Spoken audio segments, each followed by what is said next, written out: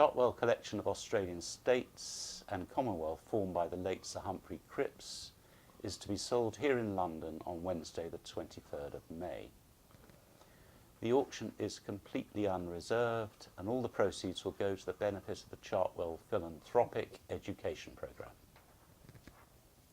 Chartwell Industries and the Cripps family have been associated with Cambridge University over the last 60 years, and a major portion of the proceeds will go towards the new library at Magdalen College.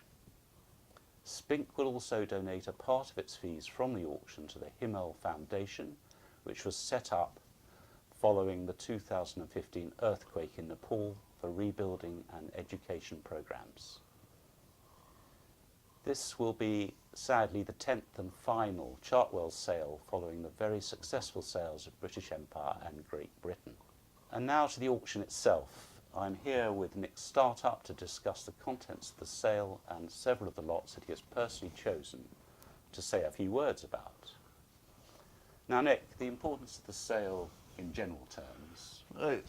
Yes, the importance is it's probably one, for a long, long time, the sale that encompasses not only Australian Commonwealth but also the earlier Australian states period. And it's the extent of the collection with its depth of across all the issues with rarities sprinkled throughout, proofs and essays. It makes it a very exciting sale to come. I mean, how does it compare to, say, the Morgan sale, Ford Water, or indeed the Grey sales we've had recently? Well, yes, but it's more important than those in many respects in that it encompasses, as I've just mentioned, everything, whereas the others were just specifically on issues or parts of Australia. So the depth and diversity of the auction is extraordinary, with estimates from £100 to 80,000, Nick. That's right, and so that means there's something there for everybody's pocket. And interesting enough, there's the material in there, you know, some of it hasn't been on the market for a long time, 40 years or so. So excitement is being had among the collectors. And as the lots themselves that you've chosen, where do you want to start? I think I'll probably start with the Tasmania cover, bearing the first issue of Tasmania, the Penny Courier. What's exciting about this one is it's a lovely looking example, but it's the only issued, it's only Penny Courier cover known going to another state. And of the few known, there are 4 or 5 of these covers known. I mean, is this the nicest? Or? Oh, it's one of the nicest. The prettiest? Yeah, no, it's a very pretty little cover.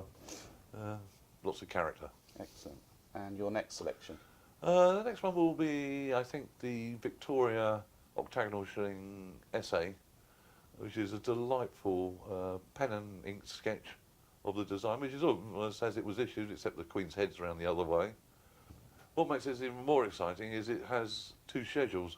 One, the tender for producing the stamps, and then the actual contract for the production of the die and 5 million stamps, believe it or not. Oh, extraordinary. Yeah. Extraordinary. What's the estimate on this one? 5 to 8 or something like that? Yeah, it is 5 to 8. Yeah.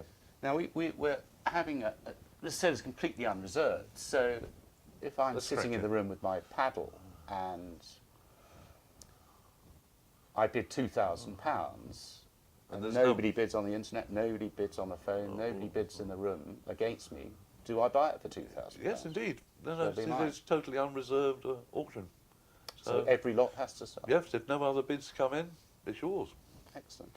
Right, what's your next selection? Next one, we'll go on to the kangaroos, and the 10 shilling die proof is one of my favourites.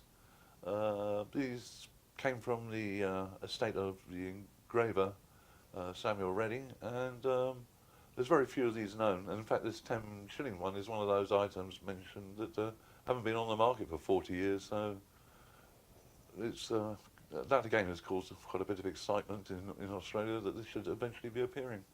And it's in the colour of the penny, I believe. No, this is the 10 shilling. Oh, okay. Which is in sort of purpley colour. Right. Now that's another item that I would select is one of the essays for the kangaroo issues, which is the penny. There's about 3 of these known, but it has the value tablets at the top, and is missing the island of Tasmania. Funnily enough. It's a bit of a shame. Yes, for the Tasmania.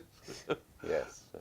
So those are the 2 sort of proof type material I would go on talk about, and I think probably the star item in the auction would be the 1928 exhibition Serpent's block of 4 sheetlet, as you. The Kookaburra sheet. Yeah. Which, this is from the very first printing, and it was imperforate, i.e. it didn't have any perforations. This was subsequently given to King George V, and the reason why this block appears is that, so the story goes, when King George V received it, it didn't fit his album page, so they cut off the end strip of 3. Oh, extraordinary. Yeah. Yes, indeed. And so, there's one in the Chapman collection, I believe. Which is now part of Australia Post. Yes. Another one was in a private collection that got stolen in the 1980s. Oh, and hasn't turned up since. It's never been seen since. And this is the sole remaining example on the open market. And do you think it might fetch £1,000? Oh, I would hope so. Yes, I think it will do. I would hope to fetch a bit more, but we'll see. North of 100, maybe. Hopefully. Yes. Great. There are some quite large balances in the collection, I noticed, especially in the Australian states. Now, do you see this as an opportunity for somebody to start Victoria or Tasmania? I think so. Or New South Wales? Yes, certainly for those states, if you're interested in a specific issue, these would be a great foundation to start collecting on and then building, adding to later on. Or buying further lots in the Yeah, that's sale. what I mean, yes, buying further lots. Yeah. No, there's Excellent, great opportunities for collectors. Okay, and now you're off to Melbourne on Tuesday, Nick, I believe. I am indeed, yes, going down to Melbourne viewing. for a viewing at the Royal Philatelic Society of Victoria, who've kindly allowed us to use their premises. So we've got 2 days of public viewing there. Excellent. So the collection's already on its way. Yes, indeed. In the air as we speak.